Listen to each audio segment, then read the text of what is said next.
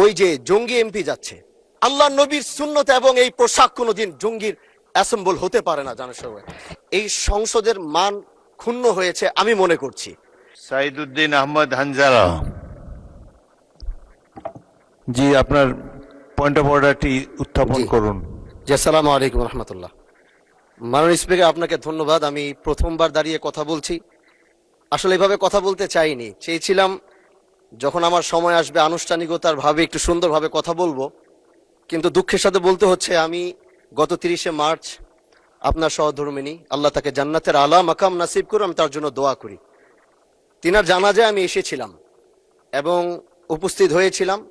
দক্ষিণ প্লাজা থেকে যখন আমি ভিতরে ঢুকবো, একদম কাছাকাছি পিছন থেকে কেউ একজন আমাকে সম্বোধন করছিল, ওই যে জঙ্গি এমপি যাচ্ছে।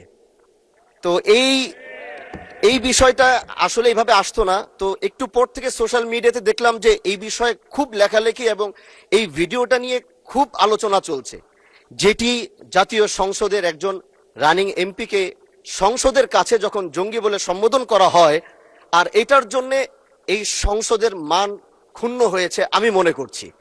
এজন্য আমি আপনার কাছে একটি অনুরোধ করব, আমাকে জঙ্গি বলার কারণটা আমি যতটুকু মনে করলাম যে আমার মাথায় একটি পাগড়ি রয়েছে এবং আমার চলায় সাদা পাঞ্জাবি সুন্নতে রাসূল রয়েছে, এটার জন্য হয়তো তিনি আমাকে ওইভাবে জঙ্গি বলে সম্বোধন সে আমাকে করেছে। আমি মনে করি আল্লাহ নবীর সুন্নত এবং এই পোশাক কোনোদিন জঙ্গির অ্যাসেম্বল হতে পারে না। জানার সবাই এই জন্য আমি আপনার কাছে একটি অনুরোধ করতে চাই, মাননীয় স্পিকার, আপনি সিসি ফুটেজ যেটি রয়েছে, আপনি যদি মাননীয় স্বরাষ্ট্র মন্ত্রী এবং সংসদের সার্জেন্ট অ্যাট আর্মসকে যদি আপনি একটু অনুরোধ করবেন বা তাদেরকে একটু নির্দেশ দিবেন যে কারা এই কাজটি করেছে।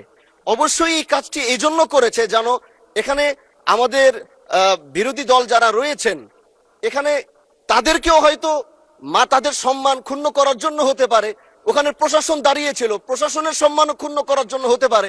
এই জন্য আমি চাচ্ছিলাম একটি সঠিক তদন্ত যদি আপনার মাধ্যমে নির্দেশনা আসতো তাহলে এই বিষয়টি ক্লিয়ার হতো। ধন্যবাদ।